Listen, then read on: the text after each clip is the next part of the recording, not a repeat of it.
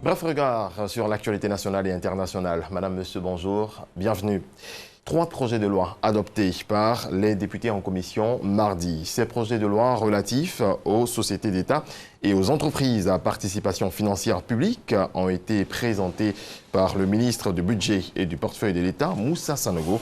Le gouvernement a donc décidé de corriger les insuffisances contenues dans les anciennes lois régissant les sociétés publiques et voter ces lois avant l'entrée en vigueur des actes uniformes de l'OHADA en 1997. Une nouvelle sphère de stockage de gaz à butane au profit de la Gestoci, la société de gestion des stocks pétroliers de Côte d'Ivoire. Les travaux ont été lancés mardi par le ministre du Pétrole et de l'Énergie, Abdraman Cissé. Coût de l'ouvrage, 4 milliards de francs CFA. Il doit être livré en février 2021. Le point de Mama Traoré. Terminal pétrolier d'Abidjan-Fridi en zone portuaire, site de la société de gestion des stocks pétroliers de Côte d'Ivoire, Gestoci. Le ministre Abdraman Cissé est venu ce mardi lancer les travaux de construction de la nouvelle sphère de stockage de gaz butane. Pour la circonstance, il est déguisé en soudeur. Nous l'évaluons aujourd'hui, la croissance de la consommation environ 10% par an. Pour soutenir cette croissance, il est important d'avoir des capacités de stockage.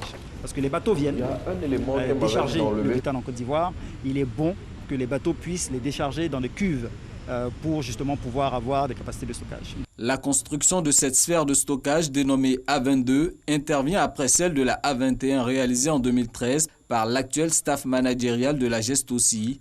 L'ouvrage va coûter 4 milliards de francs CFA et sera livré en février 2021.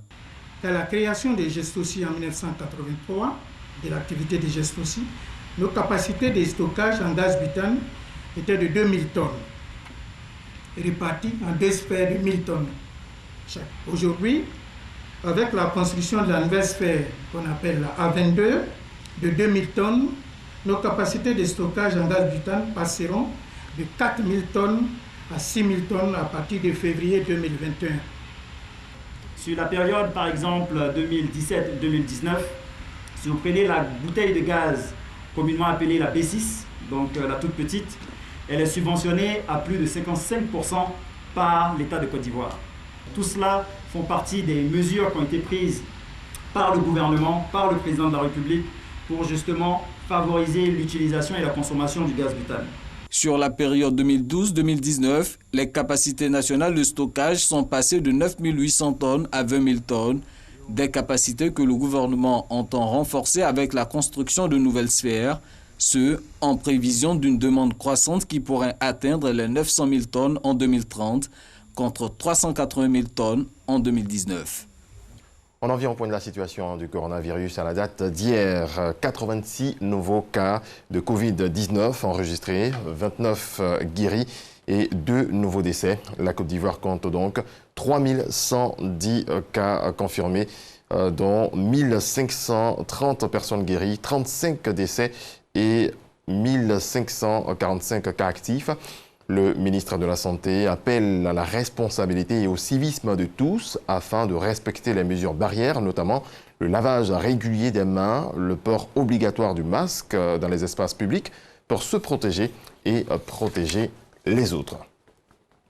La lutte contre le coronavirus engagée par l'État de Côte d'Ivoire se poursuit. 2 nouveaux centres d'accueil et de dépistage ont vu le jour dans les communes d'Adjamé et de Port-Bouilly. Les visites se poursuivent.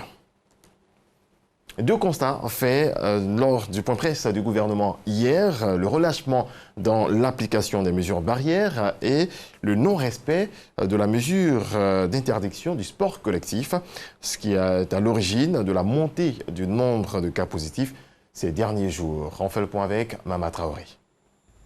118 cas de Covid-19 enregistrés lundi, 73 cas détectés mardi, la barre des 3000 cas franchie. Ces derniers jours, la Covid-19 continue de gagner du terrain en Côte d'Ivoire.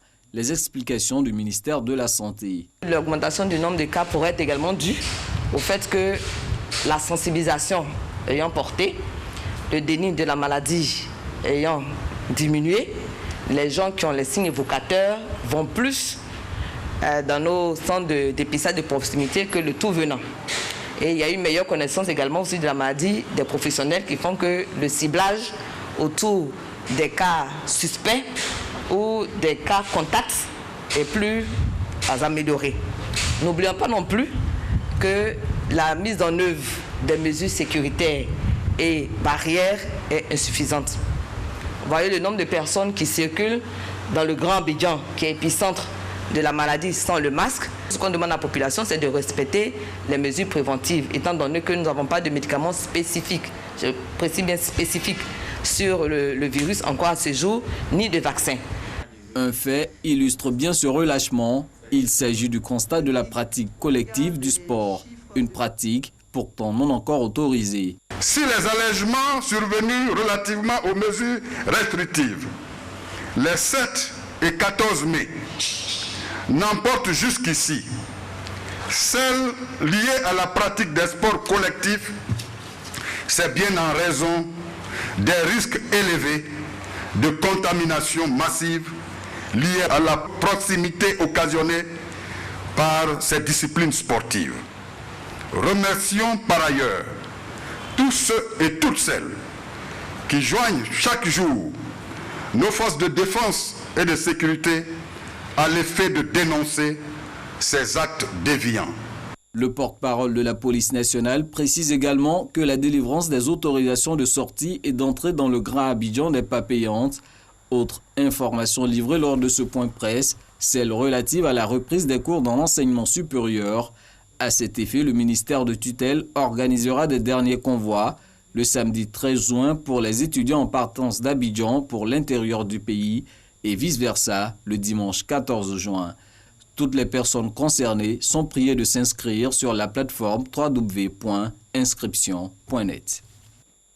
Sur le coronavirus, l'Organisation mondiale de la santé, l'OMS, a annoncé hier avoir repris ses tests sur l'hydroxychloroquine après les avoir suspendus, après la publication d'une étude dans la revue médicale The Lancet. La prestigieuse revue médicale a jugé inefficace, voire néfaste, le recours à la chloroquine ou à ses dérivés comme l'hydroxychloroquine contre la Covid-19. Aux États-Unis, les 4 policiers qui ont interpellé George Floyd à Minneapolis sont dorénavant tous poursuivis par la justice et sa mort a été requalifiée en meurtre, comme le réclamaient des centaines de milliers d'Américains qui manifestent depuis la semaine dernière. C'est ce qu'ont annoncé hier, mercredi, les autorités. Merci de votre attention. C'est la fin de ce point de l'actualité. Très belle journée à vous. Je vous laisse en compagnie de Alix pour la suite de Matin Bonheur.